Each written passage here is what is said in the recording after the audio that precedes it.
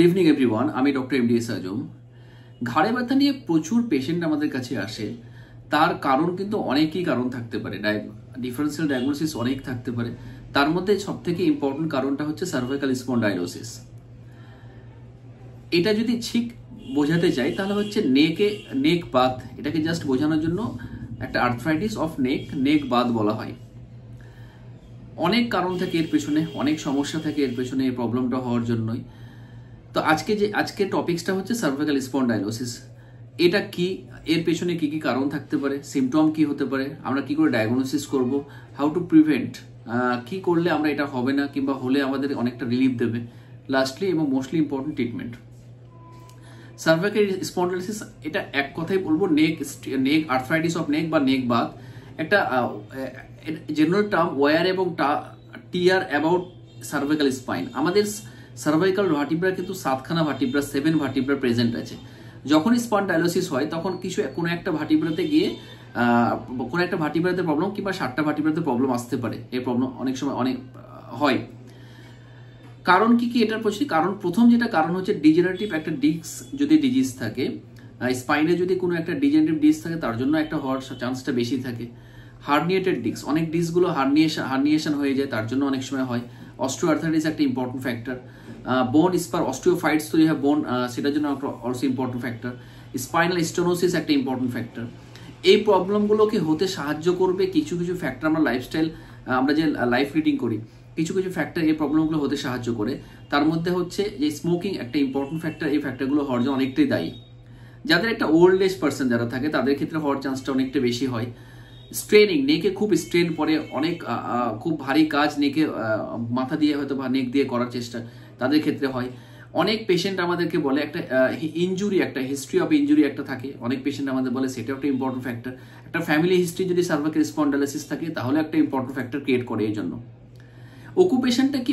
অনেক পেশেন্ট আমাদের কিছু কাজ করে হয়তো টুইস্টিং কিংবা হেভি লিফটিং কিছু আউট করে, আপ অ্যান্ড ডাউন কিছু মাথাটা অনেক সময় হয়, তার জন্য একটা হতে পারে।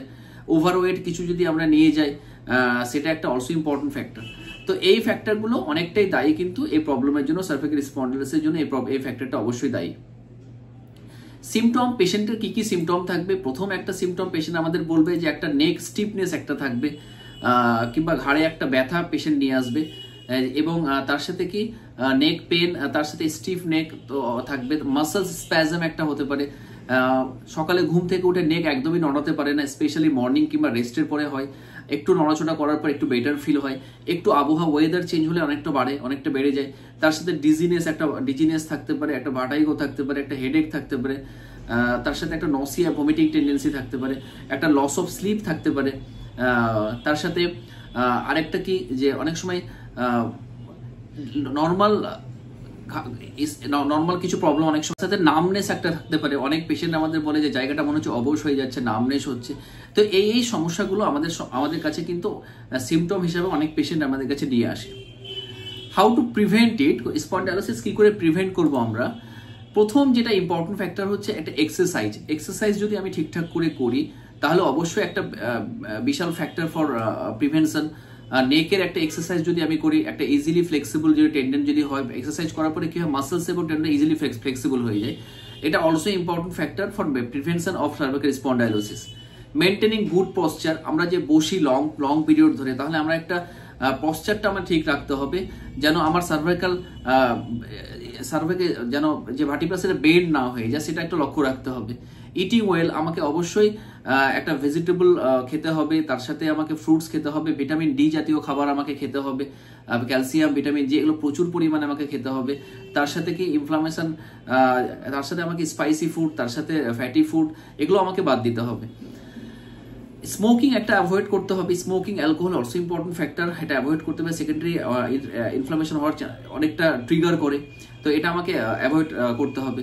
একটা রেস্টে আমাকে থাকতে হবে, একটা গেটিং রেস্ট, রিল্যাক্স এবং রেস্ট করেছিল মাসেলসকে আমাকে এবং বোনসকে যেন রিল্যাক্স রাখতে পারি, সেটা একটা ফ্যাক্টর ক্রিয়েট করে। লক্ষ্য রাখতে হবে যেন বোন ইনজুরি কিছু না হয়, আইদার এক্সারসাইজ করতে গেলাম কিংবা কিছু খাবার কিংবা খেলাধুলা কিছু করতে গেলাম, ওগুলো একটা ফ্যাক্টর অবশ্যই লক্ষ্য রাখতে হবে। হেভি ওয়েটটা একটা বিশাল ফ্যাক্টর। আর একটা আমি যদি সে অকুপেশনে কাজ করি যে প্রচুর ওয়েট নিয়ে আমি বাধাই ঘুরছি, সেটা একটু অ্যাভয়েড করতে হবে, যে ওয়েট যেন বেশি না হয় যদি এই প্রবলেম, এটা একটু লক্ষ্য ইম্পর্টেন্ট ফ্যাক্টর। তার সাথে কি আদার রিস্ক ফ্যাক্টরের মধ্যে ফ্যামিলি হিস্ট্রি যদি আগে থেকেই থাকে, ফ্যামিলি হিস্ট্রি যদি সার্ভাইকাল স্পন্ডিলোলিসিস থাকে, তাহলে তাদের ক্ষেত্রে হওয়ার চান্সটা বেশি থাকবে। তখন আগে থেকে আমাকে প্রিভেনশন কিছু যদি করি তাহলে অনেকটা বেটার থাকবো। একটা অ্যাডভান্স ওল্ড এজ যাদের থাকে তাদের ক্ষেত্রে হওয়ার চান্সটা যখন বেশি থাকে, তখন ওই সময় আমাকে এই জিনিসগুলো মেনটেন করতে হবে।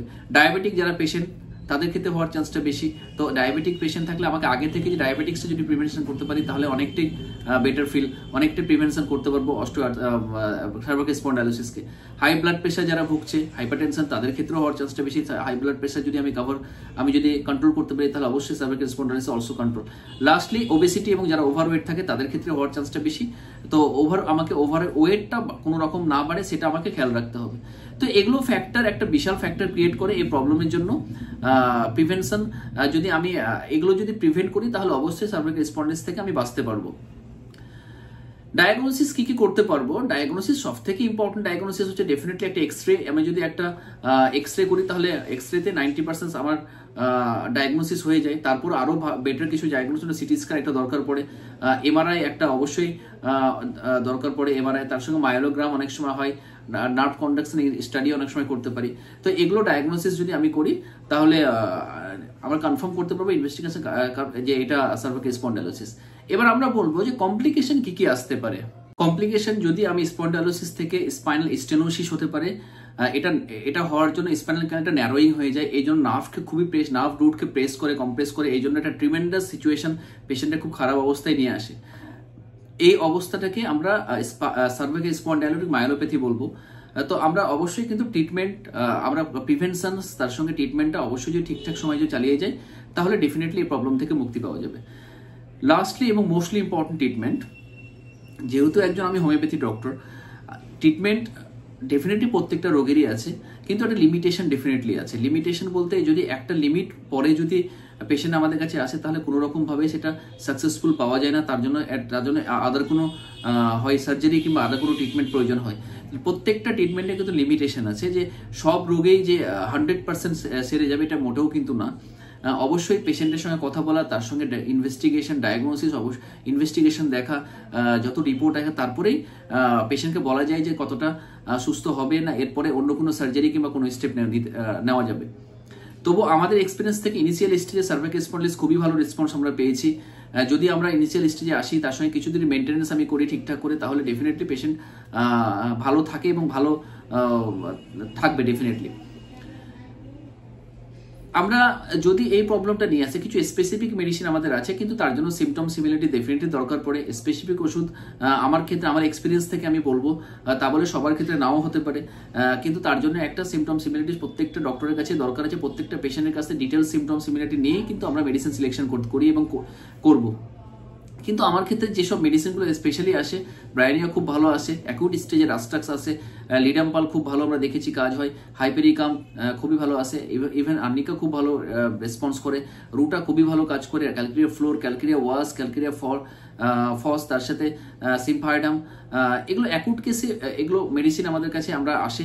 কিন্তু in case of chronic case, যখন সার্ভাইকাল স্পন্ড লং টার্ম ধরে চলে আসে, তখন কিন্তু একটা টোটালিটি অফ সিমটম, তার সাথে টোটালিটি অফ সিমটম করে মায়াজমেটিক ডায়াগনোসিস করেই কিন্তু আমাদের মেডিসিন সিলেকশন প্রয়োজন হয়।